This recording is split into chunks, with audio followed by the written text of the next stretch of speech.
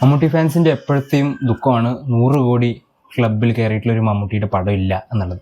അതുപോലെ തന്നെ ഇപ്പോൾ കുറച്ച് കാലമായിട്ട് മമ്മൂട്ടി ഫാൻസ് ഭയങ്കരമായിട്ട് ദുഃഖിക്കുന്ന ഒരു കാരണമാണ് റിലീസ് ചെയ്യുന്ന മോഹൻലാലിൻ്റെ പടങ്ങളൊക്കെ റിലീസ് ചെയ്തിട്ട് അവർ ഫാൻസ് ആഘോഷിക്കുന്ന പോലെ ആഘോഷിക്കാൻ പറ്റിയിട്ടുള്ള ഒരു പടവും ഇന്നേ വരെ മമ്മൂട്ടിയുടേതായിട്ട് റിലീസ് ചെയ്തില്ല. ഇനി അഥവാ ഏതെങ്കിലും റിലീസ് ചെയ്താൽ തന്നെ മിനിമം 10 ആളെങ്കിലും ഇല്ലാതെ സിനിമ ഓടിക്കില്ല എന്നുള്ള കാരണം പറഞ്ഞ് പല തിയേറ്ററിലും ഈ മമ്മൂട്ടിയുടെ റിലീസ് ചെയ്യുന്ന പടങ്ങൾ ഒരു ഷോ പോലും കളിക്കുകയോ പോലും ചെയ്യാതെ ഒഴിവാക്കിയിട്ടുണ്ട്. അപ്പോൾ അങ്ങനെ ഭയങ്കര ദുഃഖത്തിലിരിക്കുന്ന മമ്മൂട്ടി ഫാൻസിന് ഇനി ഏതെങ്കിലും കാലത്ത് പ്രതീക്ഷ വയ്ക്കാവുന്ന ഒരു സിനിമ എന്ന് പറയുന്നത് ബിഗ് ബിയും രാജമാണിക്യമാണ്. ഇതിൽ ബിഗ് ബിയുടെ കാര്യം, ബിഗ് ബി അന്ന് ഇറങ്ങിയ സമയത്ത് പോലും ചോട്ടാ മുംബൈയുടെ കൂടെയൊക്കെ ഫൈറ്റ് ചെയ്ത് ഫ്ലോപ്പായി പോയിട്ടുള്ളൊരു പടമാണ്. അത് ഇനി റിലീസ് ചെയ്താൽ എന്താകും അവസ്ഥ എന്നുള്ളതൊന്നും പറയാൻ പറ്റില്ല. പക്ഷേ രാജമാണിക്യം ഷോർട്ടാണ്.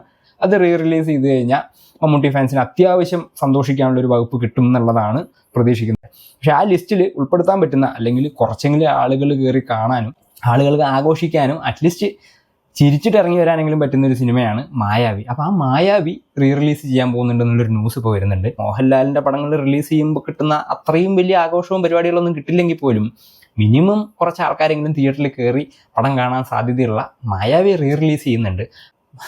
ആ പടത്തിനും ഇനി പണ്ടത്തെയൊക്കെ പോലെ വാലേരി മാണിക്യത്തിനും ആമരത്തിൻ്റെയൊക്കെ സംഭവിച്ച പോലെ മിനിമം ആൾ കയറാത്ത കാരണം ഷോ ക്യാൻസൽ ചെയ്യുകയാണെന്നുണ്ടെങ്കിൽ പിന്നെ മമ്മൂട്ടിയുടെ ഏതെങ്കിലുമൊക്കെ പടം റിലീസ് ചെയ്ത് അത് ഹിറ്റാവും എന്നൊക്കെ പ്രതീക്ഷിച്ച് ഫാൻസ് കാത്തിരിക്കുന്നുണ്ടെന്നുണ്ടെങ്കിൽ 100 കോടി ക്ലബ്ബ് പോലെ ആ കാത്തിരിപ്പും വേസ്റ്റ് ആവാനാണ് സാധ്യത.